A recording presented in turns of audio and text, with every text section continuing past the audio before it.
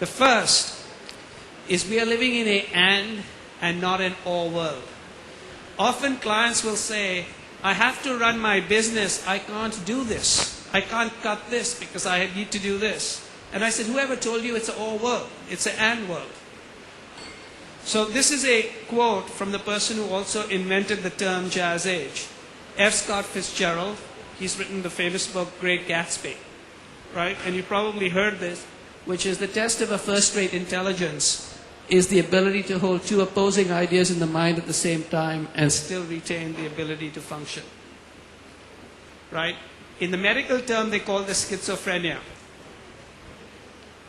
But in the real world, it's basically you have to run two models at the same time. This is not about an either or, it's about a and model. So the first thing is and, right? I'm going to do this and that, not this or that. So that's number one. Number two, words are very important. What's very interesting is in jazz music they came up with lots of new words to describe soul and jazz and blues and swing, etc. So the words we use are the words like on the left, which is consumer, user, and audience. Right? Now think about it. Consumer means all you do is you consume things. But you know very well, just like for instance you all were talking back, you'll also create things.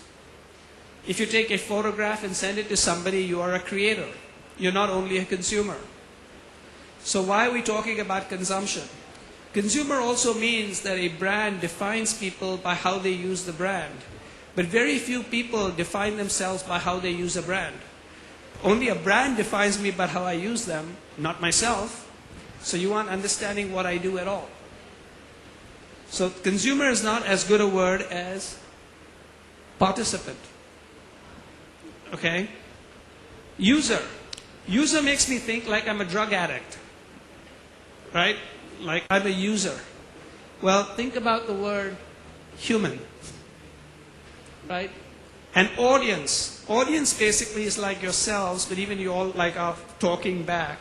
But an audience is someone who just sits there passively and listens. Right?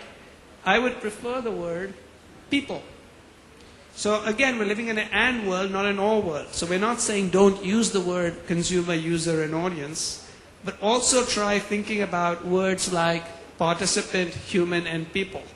Because if you start thinking about participant, human, and people, you will actually have, I think, much better marketing than if you just think about consumers, user, and audience. So that tends to be sort of rule number two. Rule number three. The best jazz players practiced even harder than Beethoven and Mozart because they had very, very high standards. And they could actually listen to each other.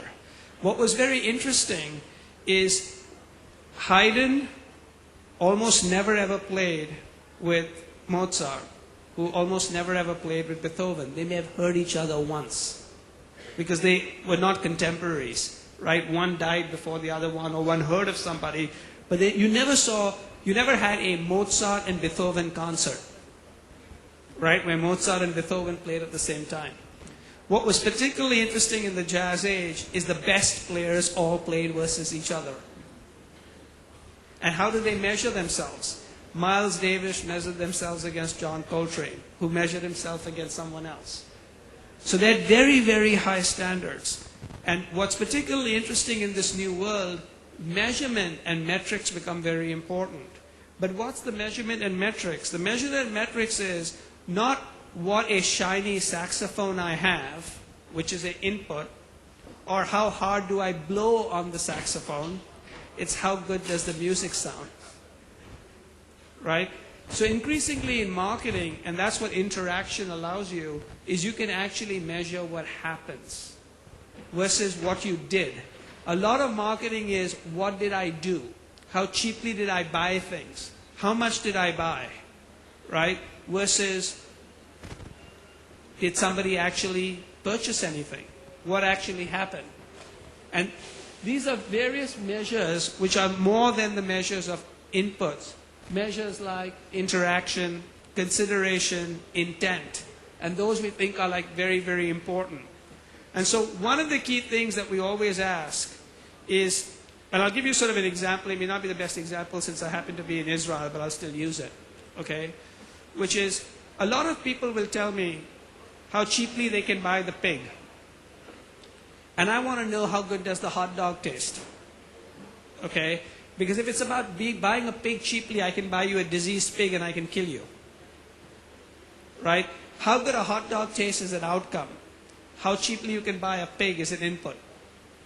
And one of the most important things is let's measure outcomes. What I often ask clients when we get hired is tell me what will get me hired and tell me what will get me fired. Now what will keep me hired, what will get me fired. That happens to be an outcome. So we make sure that we have metrics put into the system that measures that. Right? Not how many times do I take you out for lunch and do I pick up the phone when you call. That's the process. So outcomes become very, very important. Once you have an outcome, and the reason why the outcome is very, very important, which is you know where you want to go, is in today's world, there is no right answer. So what you do is you iterate. Iteration is basically you constantly invent things and try it and see what works and doesn't work. But the reason why you need the outcomes is it's no use iterating if you don't have a goal. If you have a goal, you happen to have a way to iterate to something. If you don't have a goal, it makes no sense at all. What's particularly interesting is let's think about a company that a lot of people admire, which is Google, right? For those of you, and all of you all know this very much, but if you go to the Google page and go to where it says labs, right, you will see at any given time they're trying about 25 to 30 new products. And they're constantly iterating. And they're calling it alpha and beta and things like that. Because they're learning, they're constantly doing. One of the things that's very important in this world is you can't think about the answer, you have to do to think.